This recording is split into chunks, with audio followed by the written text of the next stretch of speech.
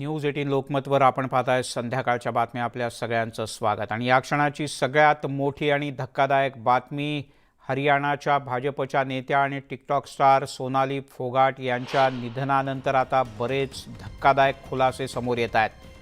हा मृत्यू नसून हत्या असल्याचं आता समोर आलंय आणि त्यानुसार पोलिसांनी तपासाला ही सुरुवात केली आहे. सोनाली यांना पाण्यामध्ये मिसळून काही ड्रग्ज देण्यात आल्याचा खुलासा गोवा पोलिसांनी केला आहे. या क्षणाची ही सगळ्यात मोठी आणि महत्त्वाची बातमी. सोनाली यांचे पर्सनल असिस्टंट सुधीर सागवान यांनीच हे ड्रग्ज दिल्याचं आता समोर आलंय. क्लबमधल्या पाण्याच्या बाटलीमध्ये हे ड्रग्ज मिसळण्यात आलं होतं आणि ते त्यांना देण्यात आलं. तर ड्रग्जच्या अतिसेवनानं त्यांचा मृत्यू झाल्याचं आता वैद्यकीय तपासणी अहवालात समोर आलंय.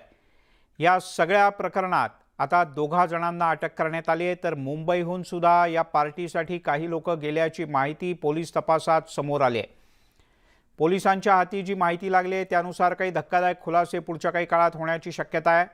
या पार्टीचं CCTV फुटेजसुद्धा पोलिसांच्या हाती लागलं आहे. त्यामुळे पोलिसांचा तपास आता अधिक वेगानं सुरू झाला आहे. कदाचित या सगळ्या प्रकरणात आणखीन काही जणांना चौकशीसाठी बोलावलं जाऊ शकतं.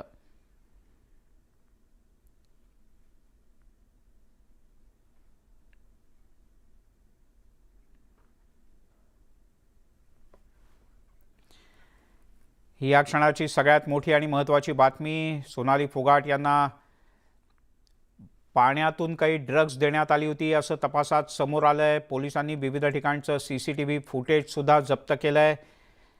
तसंच सोनाली फोगाट ज्या हॉटेलमध्ये राहिल्या होत्या तिथल्या एका पार्टीचंही काही फुटेज पोलिसांनी जप्त केलेलं आहे. आणि यात मुंबईहून काही जण या पार्टीत सहभागी होण्यासाठी आले होते अशी माहिती पोलिसांना मिळते. पोलिसांनी कालच सोनाली फोगाट यांच्या स्वीय सहाय्यक आणि त्याच्या एका सहकार्याला ताब्यात घेतलंय आणि ड्रग्जच्या अतिसेवनानं त्यांचा मृत्यू झाल्याचं आता पोलिसांच्या प्राथमिक तपासात समोर येत आहे.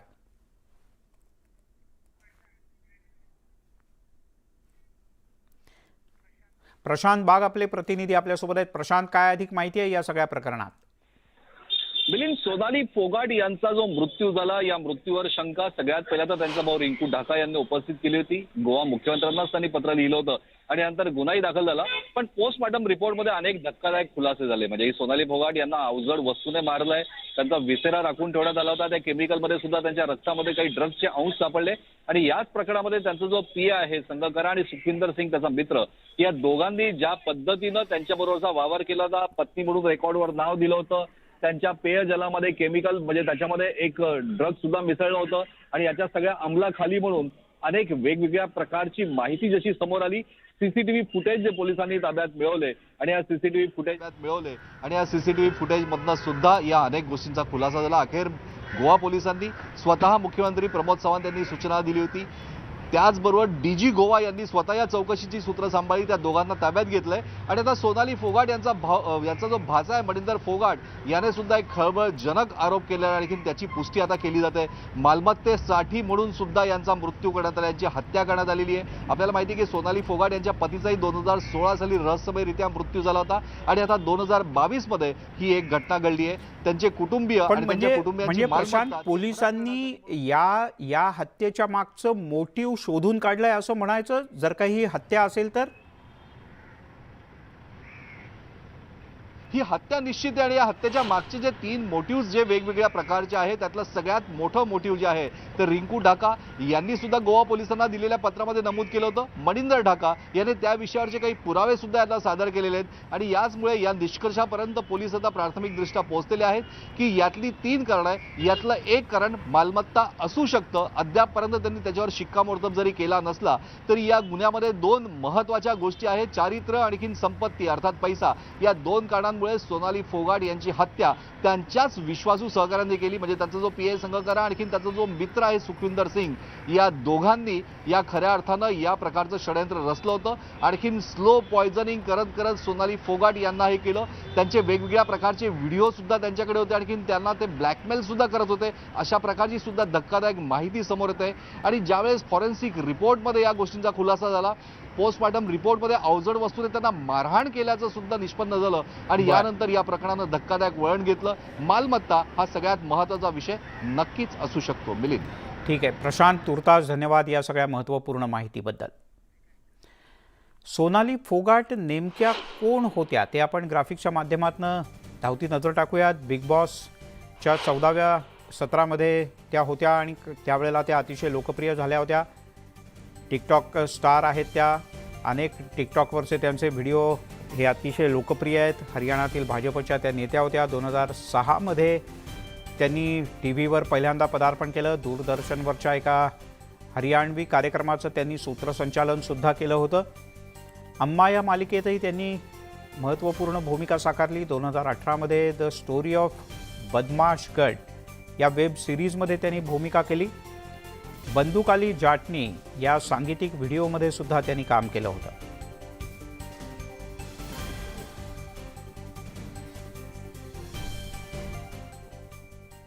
आणि आता बातम्या राजकारणातल्या. काँग्रेसला अतिशय धक्का बसेल अशा प्रकारची बातमी आहे. ती म्हणजे काँग्रेसचे ज्येष्ठ नेते गुलाम नबी आझाद यांनी काँग्रेस पक्षाच्या प्राथमिक सदस्यत्वासह सर्व पदांचा राजीनामा दिला.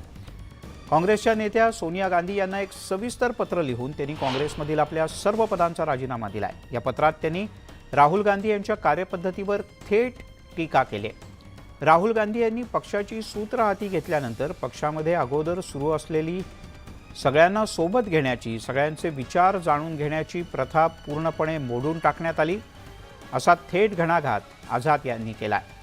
राहुल गांधी यांनी राजकारणात प्रवेश केल्यानंतर आणि विशेषतः जानेवारी 2013 नंतर जेव्हा त्यांना उपाध्यक्ष म्हणून नियुक्त करण्यात आलं, तेव्हा आधी अस्तित्वात असलेली सगळी सल्लागार यंत्रणासुद्धा त्यांनी उद्ध्वस्त केल्याचा आरोप आझाद यांनी केला आहे.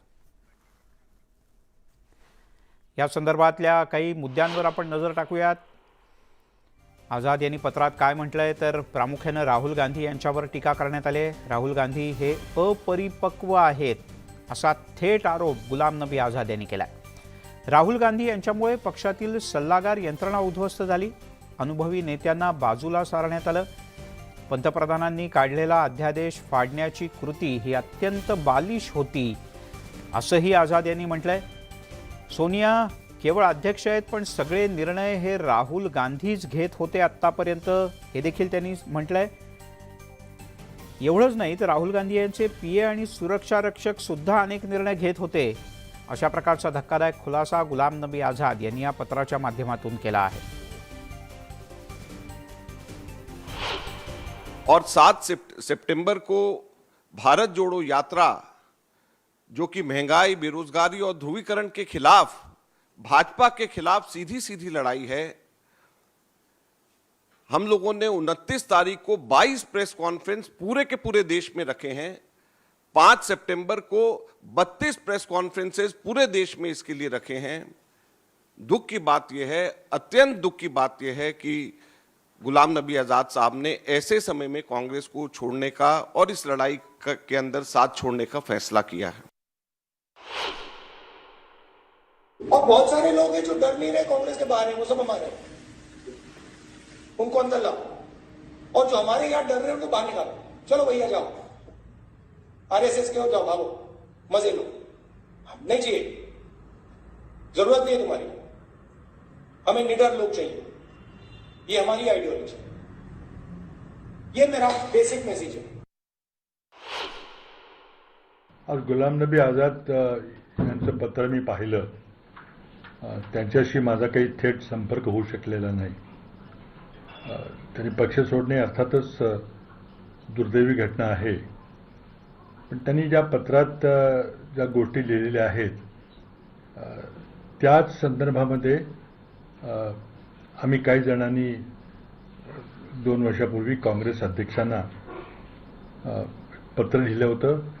एक गोपनीय पत्र लिहिलं होतं आणि पक्षामध्ये एक पूर्ण वेळ नेतृत्व असलं पाहिजे.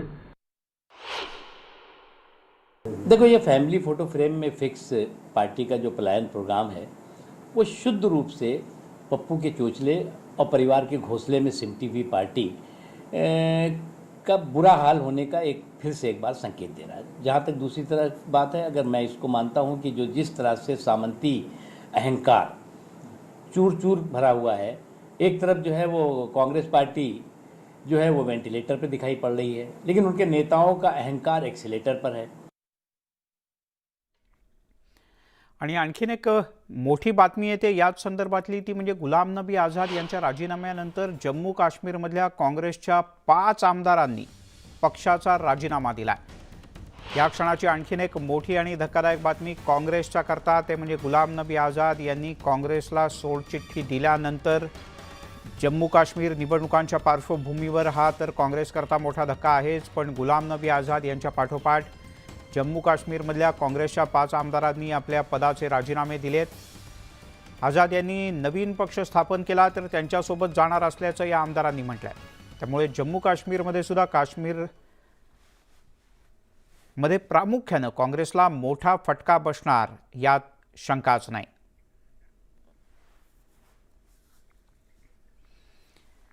आणि आता बातमी राज्यातली.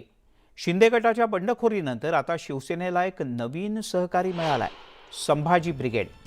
संभाजी ब्रिगेड आणि शिवसेनेनं एकत्र येत युतीची घोषणा केली. दोन्ही पक्षांचा लवकरच एक संयुक्त मेळावा सुद्धा आयोजित केला जाणार आहे. यावेळेला झालेल्या पत्रकार परिषदेत बोलताना शिवसेनेचे पक्षप्रमुख उद्धव ठाकरे यांनी पुन्हा भाजपवर टीका केली.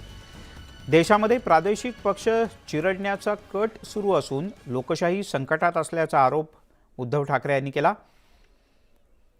प्रादेशिक अस्मिता टिकवण्यासाठी आपण संभाजी ब्रिगेडसोबत एकत्र जात असल्याचं त्यांनी नमूद केलं.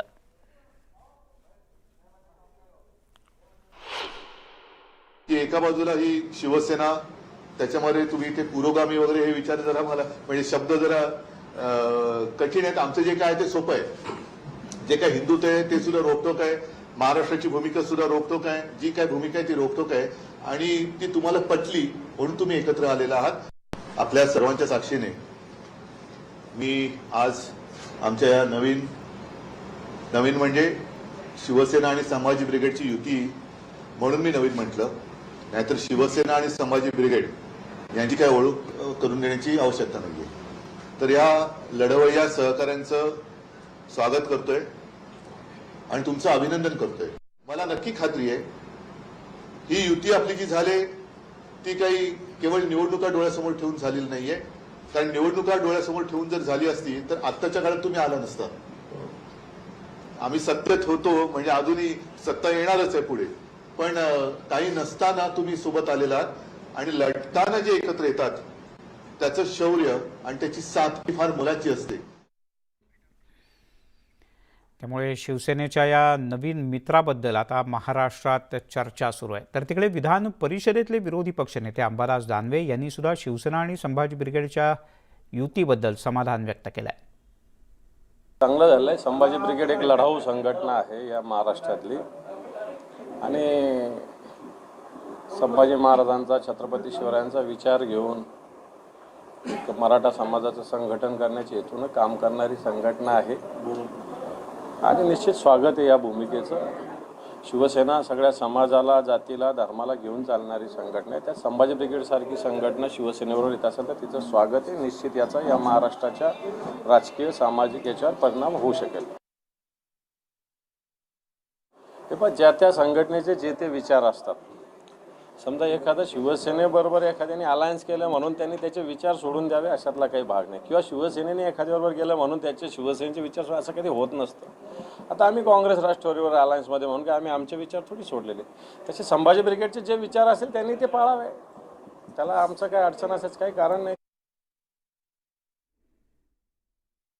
आपण विरोधी पक्ष जर आंदोलन करत असेल, त्याला सत्ताधारी पक्ष जर अडथळत असेल तर संघर्ष झाला असेल, परंतु जी मस्ती सत्ताधाऱ्यांची आहे अंगावर धावून येण्याची, आम्ही मारणार, आम्ही हे करणार, मला वाटतं ही मस्ती महाराष्ट्र बघतोय आणि ही मस्ती निश्चित महाराष्ट्र जिरवेल एक दिवस. ती वेळ काय फार लांब नाही. तिकडे भाजपचे आमदार नितेश राणे यांनी मुंबई महापालिका आयुक्त इक्बाल सिंह चहल यांना एक पत्र लिहिलं आहे। या पत्रामध्ये त्यांनी आदित्य सेनेच्या टक्केवारी गँगमुळे पालिका भ्रष्टाचारासाठी चर्चेत आल्याचा गंभीर आरोप केलाय। प्रशासकीय नात्यानं आपल्यावर पालिकेची ही भ्रष्टाचारी ओळख पुसण्याची जबाबदारी आहे, त्यामुळे भ्रष्टाचाराच्या विरोधात कडक कारवाई करण्याची मागणी नितेश राणे यांनी या पत्राच्या माध्यमातून केली आहे। दरम्यान नितेश राणे यांनी केलेल्या आरोपांमुळे नवा वाद निर्माण होण्याची शक्यता आहे।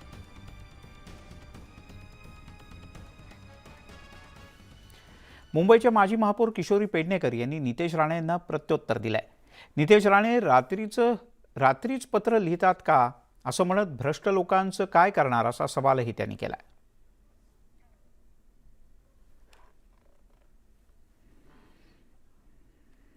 नितेश राणे रात्रीचा पत्र लिहितो का मला माहिती नाही। अरे भ्रष्ट म्हणणाऱ्यांना तुम्ही सगळ्यांना गोदीत घेतलात, त्यांचं पहिलं काय करणार ते नितेश राणेंनी पहिलं उत्तर द्यावं। सगळ्या बाजूनी आदित्य आणि उद्धवजी ठाकरे यांच्यावर रान पेटूनही तुम्हाला आज सांगते, मुंबई महानगरपालिका उद्धवजी बाळासाहेब ठाकरे हे जिंकणार आहेत। तिकडे आदित्य ठाकरे यांची घोडदौड सुरू असतानाच त्यांची अडवणूक करण्याचा प्रयत्न केला जातोय। आतापर्यंत पंतप्रधानांच्या खुर्चीकडे पाहणाऱ्यांचा पत्ता कट करण्याचा प्रयत्न करण्यात आला होता असा आरोप सुद्धा किशोरी पेडणेकर यांनी केला। दिसणारा पुढचा चेहरा हा दिल्लीपर्यंत जाणारा चेहरा आत्ताच अडवला पाहिजे, कारण त्यांच्याकडे आपण पाहिलंय भारतीय जनता पार्टीमध्ये पाहिलं आपण, जे जे पंतप्रधानांच्या खुर्चीला नुसतं असं बघितलं तरी लगेच पत्ते कट होत आहेत ना। आदित्य तर शिवसेना पक्षाचे एक युवा नेते आहेत, त्यांना थांबवण्यासाठी घरातनाच फोडलेले सगळ्या अंगावर सोडायचे आणि त्यांच्याकडनं काट्यानी काटा काढायचा। पुढची बातमी भाजपचे नेते किरीट सोमय्या यांच्या आणखीन एका सूचक ट्विटची। कारण किरीट सोमय्या यांनी एक ट्विट केलंय, 27 ऑगस्टला चलो दापोली, अनिल परब यांचं रिसॉर्ट तोडूयात असं या ट्विटमध्ये म्हटलंय। एवढंच नाही तर महाविकास आघाडी सरकारच्या घोटाळ्यांचं स्मारक तोडूयात असंही सोमय्या यांनी आपल्या ट्विटमध्ये म्हटलंय। दापोलीच्या रिसॉर्टवर 27 तारखेला हातोडा पडणार असल्याचं या ट्विटमधून त्यांनी सूचित केलं आहे।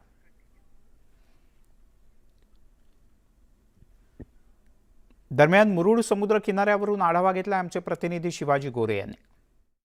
मुरुड समुद्र किनाऱ्यावरचं एक साई रिसॉर्ट गेले अनेक महिने वादग्रस्त ठरलंय। हेच वादग्रस्त साई रिसॉर्ट मी आपल्याला दाखवतोय।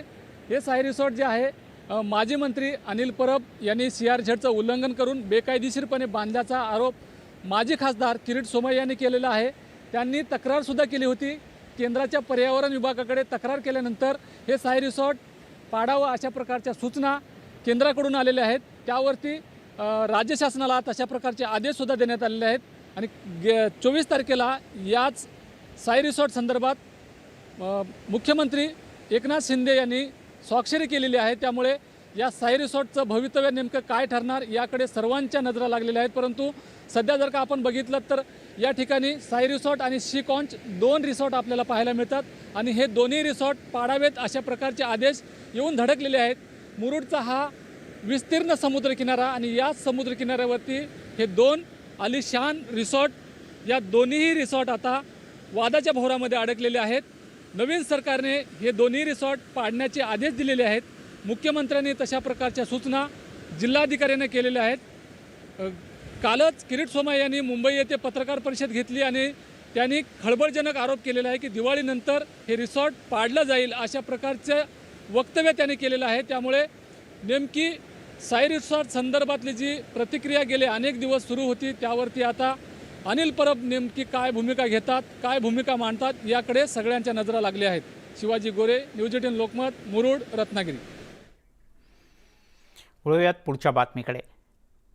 कॅबिनेट मंत्री सुधीर मुनगंटीवार यांनी विरोधकांवर जोरदार हल्ला चढवला आहे। या अधिवेशनात विरोधकांनी सरकारवर टीका केली, मात्र जनतेच्या न्यायाची भूमिका घेत सरकारनं विरोधकांना प्रत्युत्तर दिल्याचं मुनगंटीवार म्हणाले। सामनावर सुद्धा त्यांनी भाष्य केलंय। सामना हे वृत्तपत्र नसून पक्षाचं परिपत्रक असल्याचं ते म्हणाले। आज किंवा उद्या पालकमंत्र्यांच्या राज्यभरातल्या घोषणा होऊ शकतात अशी माहितीही त्यांनी दिली. विविध विषयांवर या अधिवेशनात विरोधकांनी अतिशय असफल प्रयत्न करून सरकारला घेरण्याचा प्रयत्न केला, पण सरकारनेच विरोधकांच्या प्रत्येक प्रश्नाचं उत्तर देत विरोधकांच्या प्रश्नाच्या बाबतीमध्ये सरकारने जनतेला न्याय देण्याची भूमिका घेतली. सामना आपल्याला माहिती आहे की हे वर्तमानपत्र नसून एका पक्षाचं पॉम्पलेट आहे.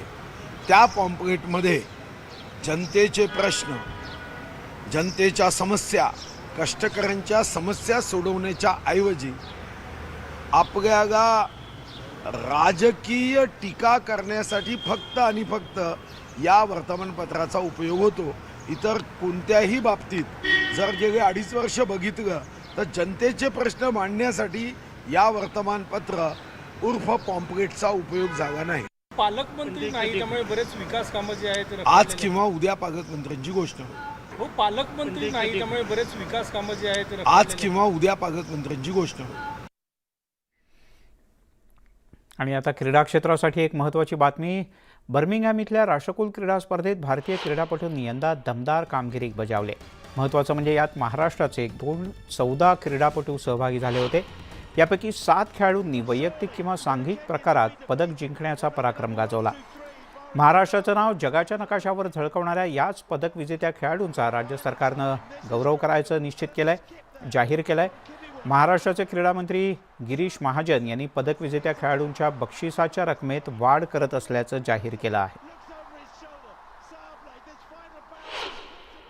खेळाला प्रोत्साहन देण्यासाठी, त्यांचा उत्साह वाढवण्यासाठी आता आपण याच्यामध्ये बदल केलेला आहे. ज्या खेळाडूंना ज्यांनी सुवर्णपदक जिंकलेलं आहे अशा खेळाडूंना 12.5 लाखाच्या ऐवजी आपण 50 लाख रुपये या खेळासाठी आपण देणार आहोत.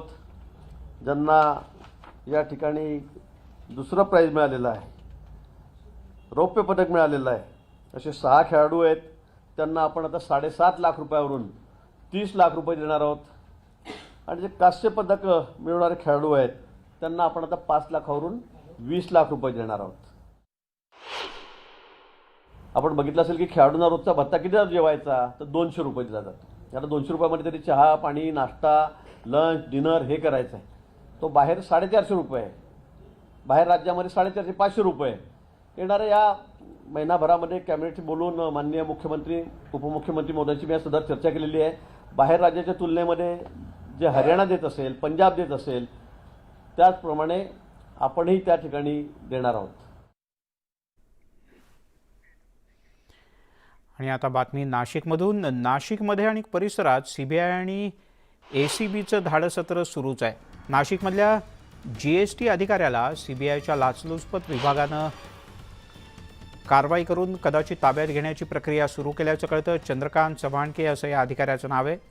चव्हाणके GST कर विभागाचे अधीक्षक आहेत आणि नाशिकच्या सिडको इथल्या कार्यालयातून त्यांना अटक करण्यात आली. नाशिकमधील दिनेश कुमार बागुल या आदिवासी विभागाच्या अधिकाऱ्याकडे सुद्धा एसीबीनं छापा घातला. या अधिकाऱ्याकडे कोट्यावधी रुपयांचं घबाड सापडलं आहे. बागुल याच्या नाशिकमधल्या राहत्या घरातून 98,63,500 रुपये जप्त करण्यात आलेत, तर पुण्यातल्या घरातून 45,40,00,000 रुपयांची रोख रक्कम हस्तगत करण्यात आली. आत्तापर्यंत या एकाच व्यक्तीकडून 1,44,03,500 रुपयांची रोख रक्कम ताब्यात घेण्यात आली. एसीबीच्याकडून अजूनही इतर लॉकर्स आणि मालमत्तांची तपासणी सुरू आहे.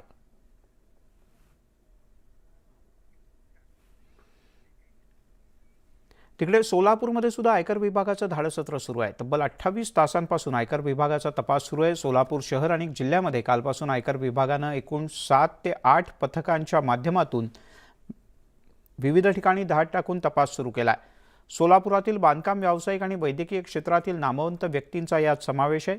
आयकर विभागाकडून ज्या व्यक्तींचा तपास सुरू आहे त्या व्यक्तींचा राजकीय वर्तुळातील बड्या लोकांशी संबंध असल्याची चर्चा सध्या सोलापुरात आहे. त्यामुळे कालपासून सुरू असणाऱ्या आयकर विभागाच्या या तपासात नेमकं काय घबाड हाती लागणार हे पाहणं महत्त्वाचं आहे.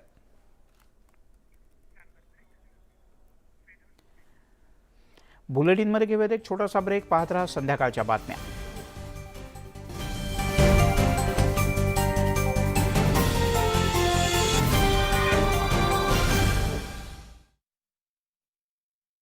खड्डेमय झालाय, याचा वाहन चालकांना नाहक त्रास सहन करावा लागतोय.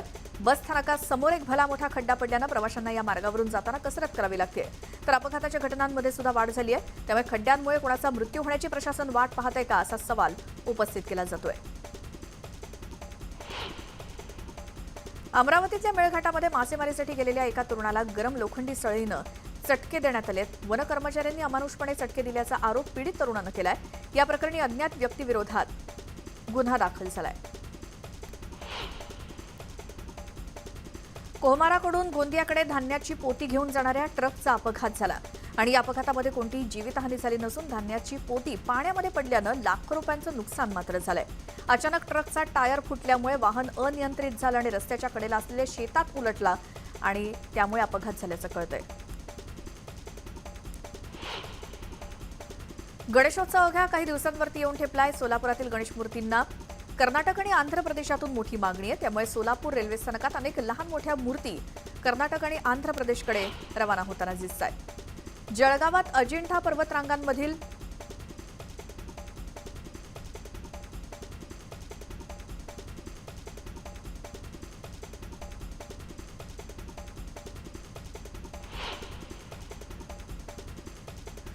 अजिंठा पर्वतरांगांमधील तोंडापूर गावामध्ये आईचं खोरं हे पर्यटन स्थळ पर्यटकांना आकर्षित करत आहे. उंचावरून वाहणारे धबधबे पर्यटकांना आकर्षित करतायत.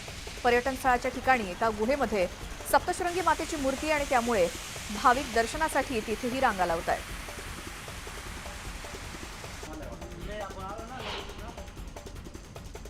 भंडाऱ्याचे जिल्हाधिकारी संदीप कदम यांनी बैलपोळा सणानिमित्तानं शासकीय सुट्टी जाहीर केली. जिल्ह्यात अचानक पूरस्थिती उद्भवल्यामुळे शासकीय कर्मचाऱ्यांनी रक्षाबंधनाची सुट्टी रद्द केलेली होती आणि त्यामुळे बैलपोळा सणाला ही सुट्टी देण्यात आल्यानं शुक्रवार, शनिवार, रविवार आणि ही लाईव्ह दृश्य आपण पाहतो आहोत.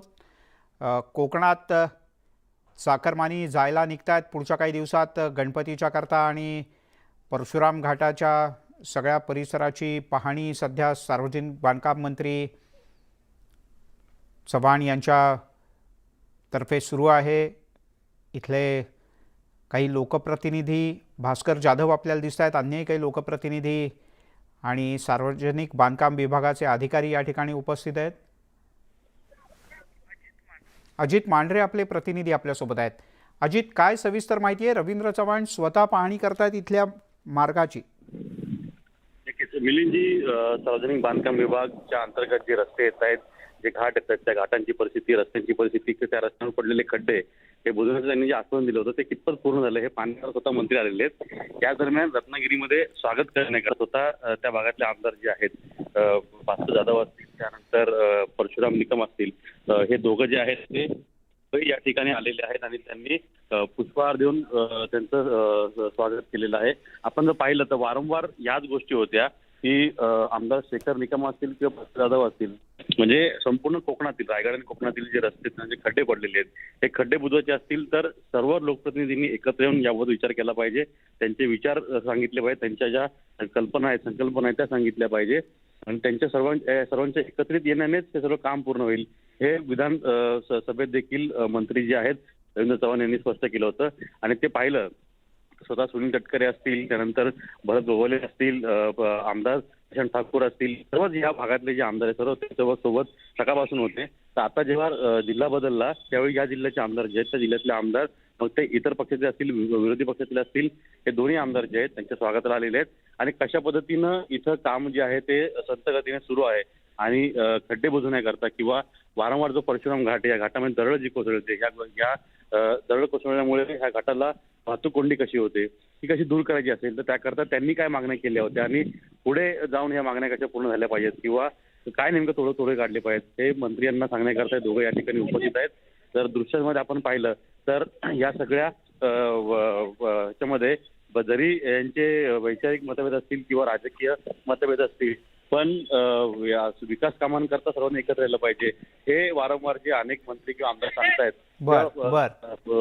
आपण अपेक्षा करूयात अजित की या सगळ्यातून चांगलं मंथन होईल आणि जे वारंवार दरड कोसळण्याचे प्रकार घडतात त्यावर एक कायमस्वरूपी मार्ग काढण्याच्या दृष्टीने रवींद्र चव्हाण जे आता नवीन सार्वजनिक बांधकाम मंत्री आहेत ते काही कृती आराखडा तयार करतील आणि जलद गतीनं कृती होईल. तसंच खड्डे बुजवण्याचं सुद्धा आश्वासन त्यांनी दिलं होतं. आदेशही देण्यात आले होते. तेव्हा कोकणात जाणाऱ्या सगळ्या गणेश भक्तांना जरा कमी खड्ड्यातून प्रवास करता येईल अशी अपेक्षा करूयात. अजित तुर्तास धन्यवाद या माहितीबद्दल.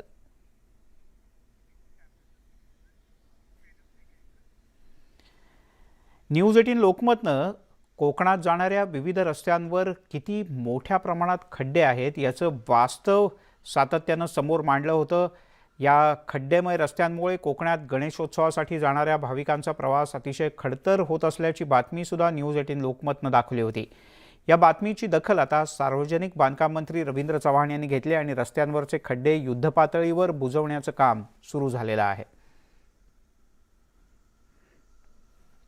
आपण 2 दिवसापूर्वी घोषणा केली होती, साधारणपणे अधिवेशनात घोषणा केली होती 25 ऑगस्ट 26 ऑगस्टपर्यंत सर्व खड्डे बुजले जातील. बऱ्यापैकी आम्ही पाहिलेत की हे सगळे 4 वेगवेगळ्या प्रकारच्या नवीन पद्धती वापरलेल्या आहेत. त्या पद्धती कोणत्या आहेत आणि साधारणपणे कधीपर्यंत हा संपूर्ण रस्ता जो आहे खड्डेमुक्त होऊ शकतो आणि कोकणात जाणाऱ्या लोकांना, आपल्या भागात जाणाऱ्या लोकांना कधी दिलासा मिळेल? खरं तर या सगळ्या गोष्टीमध्ये 100% या सगळ्या गोष्टी सुरळीत होऊ शकतील का, तर त्याचं उत्तर की ते होणार नाही. परंतु जो रिलीफ मिळाला पाहिजे की ज्याची गेल्या काही दिवसापासून सातत्याने चर्चा होत होती की इथे कोणी लक्षच देत नाहीये, ती आज या सगळ्या गोष्टीमध्ये कुठेतरी आपल्याला लक्षात येईल. आपणही पाहिलं असेल की वेगवेगळ्या प्रकारे मग तिथे खड्डे कशा पद्धतीने भरले गेले पाहिजेत अशा 3-4 पद्धतीने, जिथे जास्त मोठ्या प्रमाणात पाणी साचलं जातं त्या ठिकाणी कॉन्क्रिटीकरण करणं, या सगळ्या गोष्टी करून त्याला झटकन रिलीफ कसा मिळाला पाहिजे या सगळ्या गोष्टी आम्ही करण्याचा प्रामाणिकपणे प्रयत्न केलाय. काही अडथळे असे होते जे आता काही आधीचे मंत्री असतील किंवा विरोधी पक्षातील आमदार असतील यांचं असं म्हणणं होतं की वन विभागाच्या जागा आहेत किंवा केंद्र सरकारची काही ठिकाणी परवानगी मिळालेली नाहीये, तर आता आपली सत्ता इथेही आहे आणि केंद्रातही आहे, तर तो समन्वय साधला जाईल का?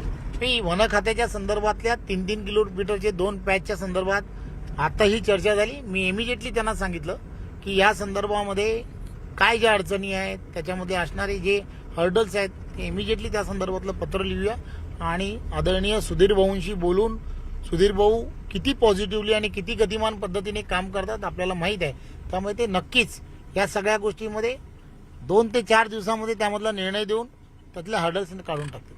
पुढे संदीप मोरेचा, अजित मांढरे, न्यूज 18 लोकमत, रायगड. तिकडे गणेशोत्सवाच्या पार्श्वभूमीवर कोकणात जाणाऱ्या रेल्वेच्या गाड्या हाऊसफुल झालेत. त्यामुळे कोकणात रेल्वेनं जवळपास 230 विशेष गाड्या सोडलेत. या गाड्यांचं वेटिंगसुद्धा सरासरी 500च्या वर गेलं आहे. मध्य रेल्वेच्या प्रवक्त्यानं ही माहिती दिली. कोकणामध्ये गणेशोत्सवासाठी जाणाऱ्या भाविकांनी गाड्यांचं 3 महिने आधीच बुकिंग सुरू केलं. रेल्वेनं ज्या गणेशोत्सव स्पेशल गाड्यांची घोषणा केली होती त्यासुद्धा फुल झालेल्या आहेत. गणेश भक्तांची मागणी जशी वाढेल तशा गाड्या उपलब्ध करून देण्याची घोषणा मध्य रेल्वेनं केली आहे. कोकण रेल्वेनं सुद्धा त्याला दुजोरा दिला आहे. एकूण संख्या जी आहे मध्य रेल्वेतून गाड्या विशेष गाड्या सुटण्याची ती 230 वर झालेली आहे. याशिवाय कोकण रेल्वेने काही गाड्या ज्या आहेत त्या जाहीर केल्या आहेत. याशिवाय पश्चिम रेल्वेने ज्या गाड्या ज्या वसईच्या मार्गाने जातात त्याही गाड्या ज्या आहेत त्या जाहीर केलेल्या आहेत. त्यामुळे रेल्वेकडून ज्या आहे प्रवाशांच्या सुखद प्रवासासाठी त्यांना कुठलाही इनकन्व्हिनियन्स होऊ नये यासाठी सर्वोपरी प्रयत्न केले जात आहेत. कोरोनानंतर हा गणेशोत्सव साजरा होतोय, यामध्ये या गोष्टी लक्षात ठेवूनच आतापर्यंत प्रत्येक वर्षी आम्ही ज्या गाड्या अनाऊन्स करतो त्यामध्ये या गाड्यांचा जो आकडा मी सांगितला तर 230 मध्य रेल्वेच्या या आतापर्यंतच्या सर्वाधिक आहेत. या नियमित गाड्या सोडून आहेत आणि या वेळोवेळी ज्या आहेत वेटिंग लिस्ट पाहून आपण याची घोषणा केलेली आहे. आणि ज्याप्रमाणे मी सांगितलं की कालच आणखी 12 गाड्या ज्या आहेत त्याही आपण मडगाव आणि रत्नागिरीसाठी अनाऊन्स केलेल्या आहेत. तिकडे कोकणात जाणाऱ्या गणेश भक्तांना टोल माफीची एक महत्त्वपूर्ण घोषणा किंबहुना दिलासादायक घोषणा राज्य सरकारतर्फे करण्यात आली. 27 ऑगस्ट ते 11 सप्टेंबरपर्यंत ही टोल माफी गणेश भक्तांच्याकरता असणार आहे. कोकणात जाणाऱ्या गणेश भक्तांना पथकरातून सवलत देण्याची घोषणा मुख्यमंत्री एकनाथ शिंदे यांनी केली. या घोषणेच्या संदर्भातला शासन निर्णय तातडीनं जारी करण्यात येईल असंही मुख्यमंत्र्यांनी सांगितलं आहे. गणेशोत्सवासाठी कोकणवासी आता कोकणाच्या दिशेनं रवाना होऊ लागलेत. कोरोनाच्यामुळे अनेकांना गणपती बाप्पाच्या सणाला जाता आलं नव्हतं. मात्र आता मोठ्या प्रमाणात एसटीमधून सुद्धा कोकणवासी कोकणाच्या दिशेनं रवाना होताना पाहायला मिळत आहेत. अनेकांना अद्यापही तिकीटं मिळालेली नाहीत. यावर्षी 3400 पेक्षा जास्त एसटीच्या गाड्या कोकणाकरता रवाना होत आहेत. गणेशोत्सवासाठी कोकणवासी आता कोकणात निघू लागलेले आहेत. आत्ता मी आहे परेल एसटी डेपो या ठिकाणी आता, आणि आपण पाहिलं तर कोकणवासीय मोठ्या उत्साहामध्ये गणपती सण जो आहे हा साजरा करतात. आणि आता सर्वच कोकणवासीय जे आहेत हे एसटीनं जे आहे ते प्रवास करतायत. एसटी आणि कोकणवासियांचं नातं जे आहे हे जुनं आहे. आणि आपण या कोकणवासियांशी सुद्धा बोलणार आहोत. तिकीट सुरुवातीला मिळत नव्हती, रेल्वेसाठी प्रयत्न केले गेले, त्यानंतर आता एसटी जे आपल्या हक्काची लालपरी आहे तिकडे तुम्ही वळलेला आहात. 2 वर्षानंतर हा सण आपण मोठ्या उत्साहात साजरा करतोय. खरंच 2 वर्षानंतर आम्ही तर 4 वर्षांनी चालू आहे गावी. 2 वर्ष करोनाची होती त्यामुळे जायला मिळालं नाही. 4 वर्षांनी तिकीट पण मिळाली आणि रिझर्वेशन पण झालं लगेच. त्यामुळे आम्ही खूप उत्साहात आणि आनंदात आहोत. आनंद वाटतोय का? कारण का 2 वर्ष कोरोनामध्ये गेली, लाडका सण आपला आवडता सण आहे, या सणाच्या धामधुमीत आपल्याला जाता येत आलं नव्हतं, निर्बंध होते.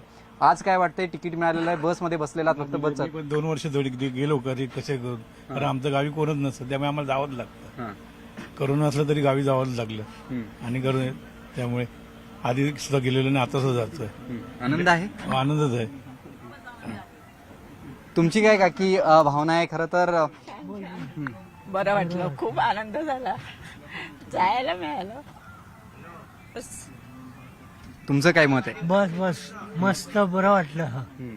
कोकणात जातं, गेलो जातो. यावर्षी आमचा माझाच नवीन जन्म झाला म्हणून मला खूप आनंद झाला. अटॅक आलेला, आता बरी आहे म्हणून. त्यामुळे अनेक काळानं म्हणजे 2 वर्षानंतर अनेक जण जात आहेत. काही जणांना कोरोनातही जावं लागलं, पण अतिशय आनंद आहे आणि समाधान आहे. राज्यामध्ये गणेशोत्सवाची लगबग आता दिसू लागली. यंदा शाडूच्या मूर्ती खरेदीला ग्राहकांची पसंती दिसते. कोकणातून गणेशाच्या मूर्ती मावळात सुद्धा दाखल झालेत. अलिबाग, पेण आणि महाडवरून आकर्षक आणि सुबक अशा गणेश मूर्तींनी दुकानं सजलेत. गणेश मूर्तींच्या किमतीमध्ये सुमारे 30% वाढ झाल्याचं व्यावसायिकांचं म्हणणं आहे. त्यामुळे गणेश भक्तांना हा महागाईचा थोडासा चटका बसणार आहे. मात्र 2 वर्षांच्या कोरोनाच्या संकटानंतर यंदाचा गणेशोत्सव मोठ्या धुमधडाक्यात साजरा होणार असल्यानं ग्राहकांना महागाईचा विसरही पडला.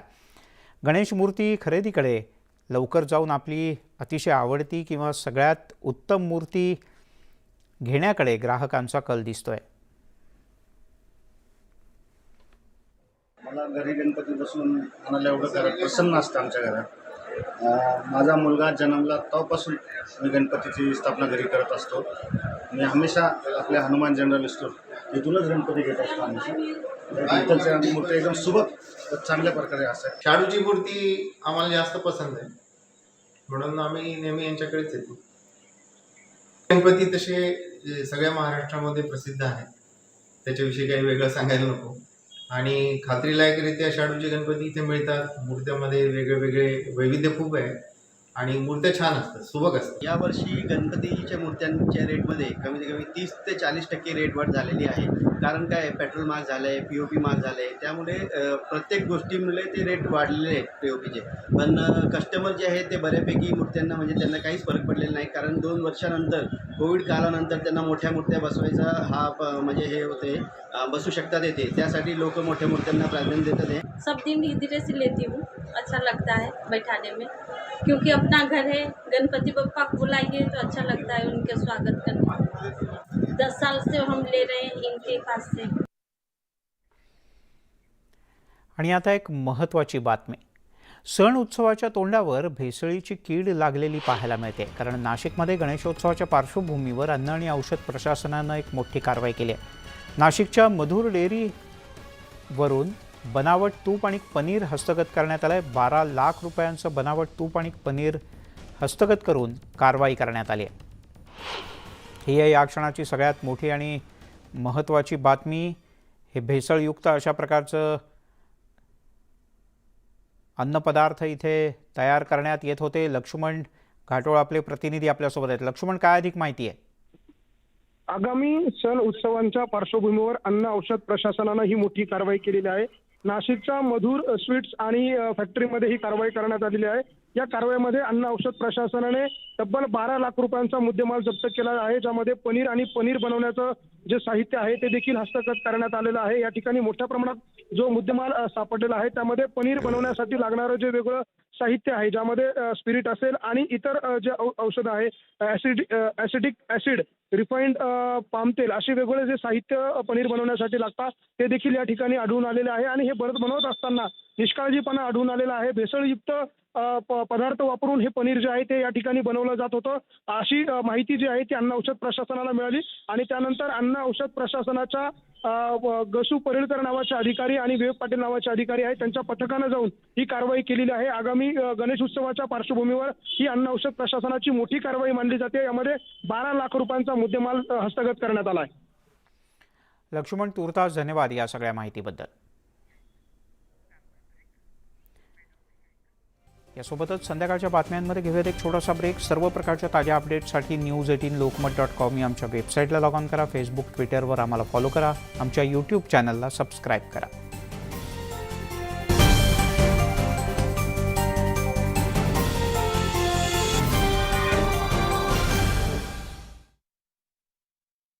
तातडीनं त्यांना रुग्णालयात दाखल करण्यात आलं, मात्र डॉक्टरांनी त्यांना मृत घोषित केलं. गोकुळ दूध संघाची सर्वसाधारण सभा 29 तारखेला होते. त्यानिमित्तानं पुन्हा एकदा सतेज पाटील आणि महाडिक गट आमने सामने येणार आहेत. महाडिकांकडून गोकुळ ताब्यात घेतल्यानंतर पहिली सभा ऑनलाईन पार पडली होती आणि आता मात्र सभासदांच्या उपस्थितीमध्ये ही सभा होणार असल्यामुळे महाडिक गट गोकुळच्या कारभाराचा जाब सतेज पाटील गटाला विचारण्याची शक्यता आहे. गोंदियात पुरामुळे झालेल्या नुकसानीची आकडेवारी समोर आली आहे. 10 ते 15 ऑगस्ट दरम्यान झालेल्या अतिवृष्टीमुळे 11 जणांचा मृत्यू झालाय, 75 जनावरं दगावली तर 5700 घरांचं नुकसान झालंय. वाशिममध्ये पीक कर्ज वाटपाची गती अखेरच्या टप्प्यात मंदावली आहे. गेल्या 24 दिवसात केवळ 2% शेतकऱ्यांना पीक कर्ज वाटप करण्यात आलं.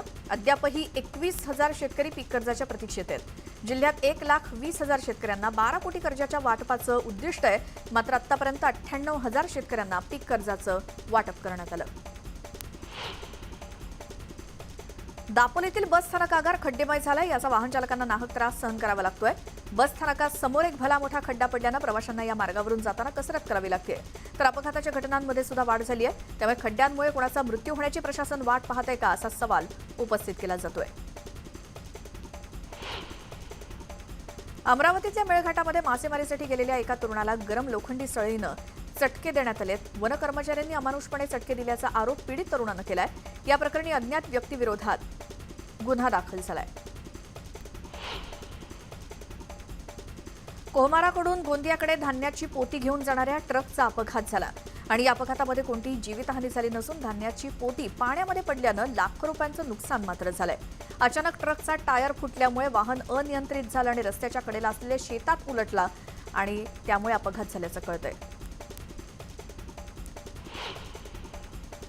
गणेशोत्सव अवघ्या काही दिवसांवरती येऊन ठेपलाय. सोलापुरातील गणेश मूर्तींना कर्नाटक आणि आंध्र प्रदेशातून मोठी मागणी आहे. त्यामुळे सोलापूर रेल्वे स्थानकात अनेक लहान मोठ्या मूर्ती कर्नाटक आणि आंध्र प्रदेशकडे रवाना होताना दिसत आहेत. जळगावात अजिंठा पर्वतरांगांमधील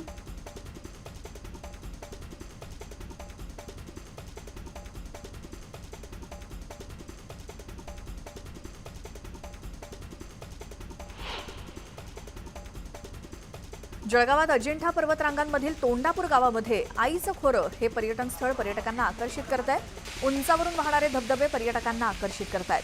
पर्यटन स्थळाच्या ठिकाणी एका गुहेमध्ये सप्तशृंगी मातेची मूर्ती आणि त्यामुळे भाविक दर्शनासाठी तिथेही रांगा लावत आहेत.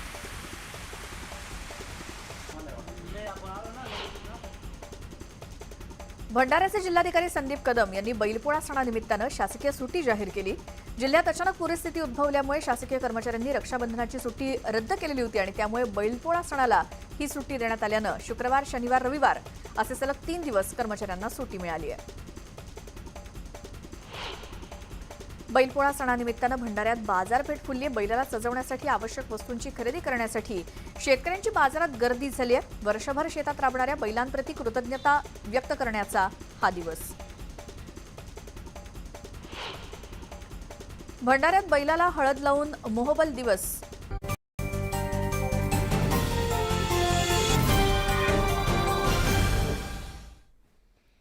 आपण पाहताय संध्याकाळच्या बातम्या. आदिवासी भागामध्ये कुपोषणामुळे होणाऱ्या बालमृत्यू प्रकरणी विधानसभेत विरोधकांनी शिंदे सरकारला खिंडीत गाठण्याचा पुरेपूर प्रयत्न केला. आदिवासी विकास मंत्र्यांनी दिलेल्या उत्तरावरून सभागृहात सत्ताधारी आणि विरोधकांमध्ये चांगलीच खडाजंगी रंगली. कुपोषणावरून सभागृहात खडाजंगी. सर्व मंत्रिमंडळाची जबाबदारी आहे. बोलू नका.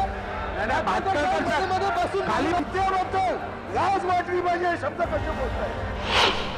शिंदे सरकारवर विरोधकांचा हल्लाबोल. अतिशय असंवेदनशील वक्तव्य केलेले. सरकारला लाज वाटली पाहिजे. मागच्या मुख्यमंत्र्यांना लाज वाटली पाहिजे. ओरडून प्रश्न सुटणार नाही.